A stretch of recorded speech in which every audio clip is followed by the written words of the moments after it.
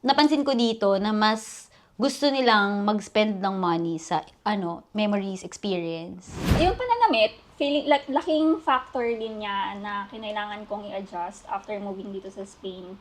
Kasi, well, as we know, kapag Sweden, parang feeling mo lagi ka nasa runway. So, at that time, kinailangan kong mag-level up sa fashion.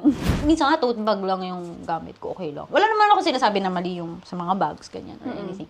Pero syempre, kung kunyari ikaw, puro branded yung gamit mo, tapos nakikita mo naman lahat ng nasa kalsada, naka-tote, or kahit anong bag, backpack, ganyan. Parang maaano ka rin, di ba, na parang, ay, hindi naman to appropriate. Stand out ka. Oo. So, syempre, adjust mo rin yun. So, syempre, magiging habit na yun. Magbabago. Siguro yung big adjustment for me, yung pagiging social ng mga tao dito. Kasi nga sa Sweden, hindi kami sanay na nag-small talk. So, naniniwala nga talaga ako dun sa sinasabi niya yung tell me who your friends are, and I'll tell you who you are. Pull up a chair. Drinks forward. Let's talk.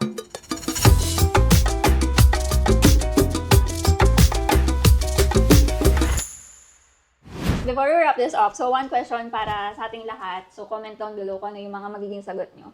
Sa tingin nyo ba, yung kung saan kayo nakatira, nagmamatter ba yung culture, language, and maybe the people around you and the environment? Para dun, nagmamatter ba siya dun sa identity nyo?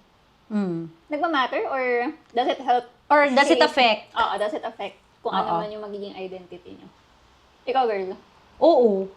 Parang nagulat ka sa sabi. Natawa ko. Kasi parang inintay na lang matapos ako. Okay, go. Sorry. Feeling ko oo. Kasi, kunyari,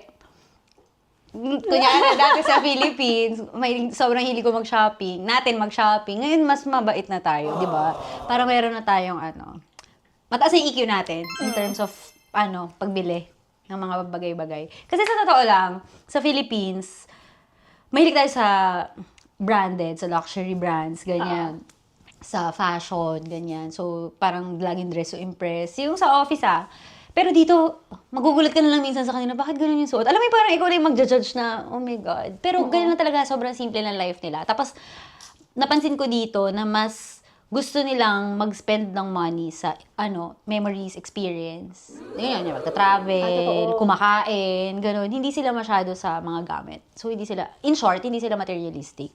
Hindi ko sinasabi na masama yun na, sa atin. Pero yun nga, na parang ganun yung, syempre, siguro 7 years na ako nandito. Parang, slowly siguro, nagbi-build up na parang nababawasan yung pagiging ganun, shopaholic ko. So, mas more on sa na rin ako, experience, ganyan. Minsan nga, tote bag lang yung gamit ko, okay lang. Wala naman ako sinasabi na mali yung sa mga bags, ganyan, or anything.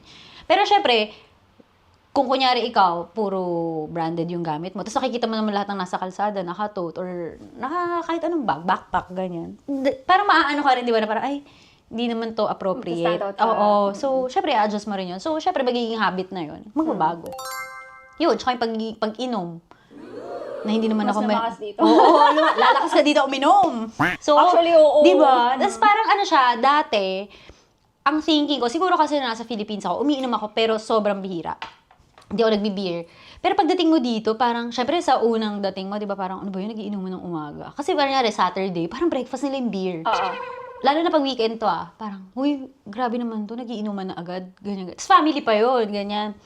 Pero parang ma-realize mo na rin pag tumagal, kasi ganun yung nila, way of socializing. Or yung bonding with the family members, ganyan, na over beers or whatever, wine, ganyan. So, nababago yung mga ganun-ganun.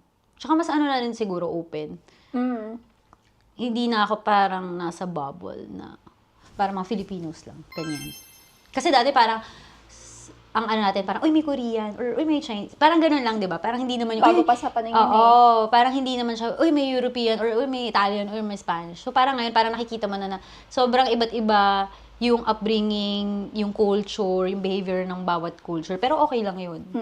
Kasi parang mas nagmamature ka din, tsaka parang mas nabobroaden yung, yung knowledge mo siguro. Tsaka yung parang, kung paano ka makipag-deal with other people. Ang dami na sinabi! Other people. Yun lang, ayoko lang, dami ko na sinabi. Ikaw na pala. Hindi, parang sinabi na niya lahat eh. Yun lang. Bye! Ikaw. Siguro ito add lang kayo. Okay lang ba? Kahit mga 1 minute lang na segment. agad na, So, to add lang kayo. So, kung i-compare ko siya, for example, moving from Sweden to Spain. So, sa Sweden kasi, very natural or common lang yung may mga dala kang damit, ay mga gamit, or may mga suot ka na branded talaga. okay. Or luxury. Kasi yung purchasing power talaga.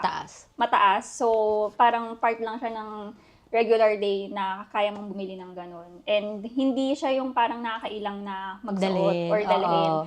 Pero napansin ko dito sa Barcelona, medyo kailangan mag-tame down. Kasi iinit yung mata sa'yo. Totoo din. Na parang, lalo na kapag mga Spanish brand yung ginamit mo, like mga Louis Vuitton, ganyan, syempre parang mainit yung tingin nila sa'yo dahil baka mamaya may pwede silang nakawin sa'yo, di ba? So, yun yung isa. Tago milwebe mo.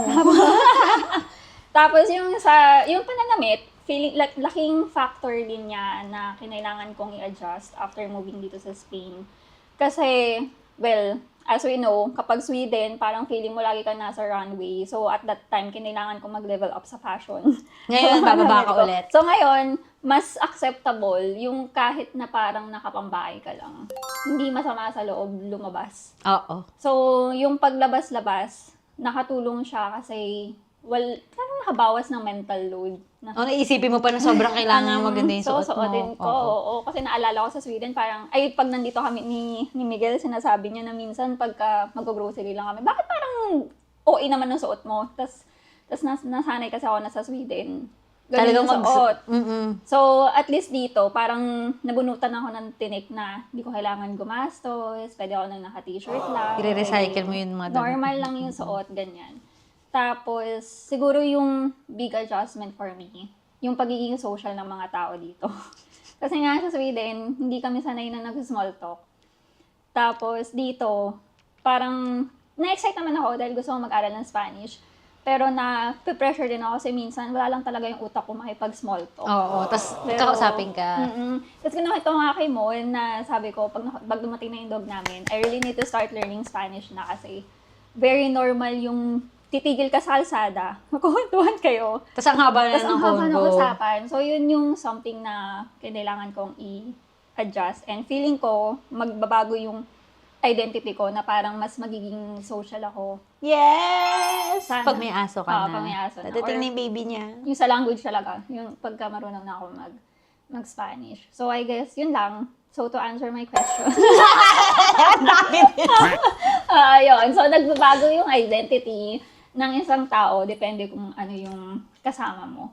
Sino? Kung sino yung, kung ano. Kasama mo yung bag. Ayun pala yung kasama mo. Kung sino yung kasama mo.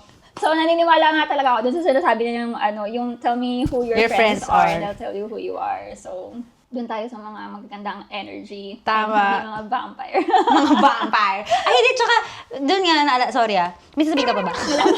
Hey, go! Hindi, kasi mawawala sa utak ko. Yung kunyari, di ba, parang sinabi natin na nagbabago yung personal, or yung identity natin. So, tingin mo ba, kapag umuwi ka ng Philippines, babalik yung dati mong identity nung nasa Philippines ka Pwede ko pa? hindi na. Talaga? As in, kahit yung part, may konting part. Parang hindi na, kasi parang tinatry ko mag-stick sa values ko. Values, pal! Pero kung magiging politika ako. Pwede. Baka yumaman ako. Kasi ako feeling ko, bumabalik siya. Pero hindi 100%. Parang syempre may mga bagay na parang hindi ka na nasanay na gano'n. Kunyari, yung kakain ka ng kanin buong, ano tawag doon? Buong araw. Kasi ganun pa rin ako. Yun nga, kasi kunyari sa salad na, for lunch and fish. So, arte. Hindi, pero pag umuwi kang Philippines, parang gusto ko pa rin ng kanin. Or yung may mga bagay pa rin na parang, kung paano yung humor ko dati, bumabalik. Siyempre yung humor ko naman doon, hindi naman 100% applicable dito. So, ina-adjust mo rin. Yun yung point ko na parang may mga parts of you na bumabalik siya na hindi ka aware or subconsciously kapag nandun ka sa itong circle na to or whoever, yun. Tapos pag nyari, nandito ako, iba naman din yung humor namin. Puro kalokohan din, pero iba. So, yun yung lumalabas kapag nandito. Feeling ko lang. Kayo, ano sa tingin nyo? Inaway kayo! And that's it for today's episode. Ay, thank you sa lahat ng nag-message sa amin sa Instagram at sa email. At sa YouTube, din, yung mga nag-comment. comment. And one of these days, we're going to talk about naman yung mga practical things about living in Spain or moving to Spain. So, may mga nagtatanong din about sa finding an apartment, tapos yung mga logistics, digital nomad visa, non-lucrative visa, yung mga ganon, and it's something na prepare pa lang namin. Sandali lang yung bandwidth. So, kailangan nyo nang mag-subscribe para makita nyo agad once it's available. And thank you pala dun sa mga new subscribers and dun sa mga hindi pa nakapag-subscribe. Please don't forget to like, share, and subscribe here dito sa Chika and Sangria. Bye!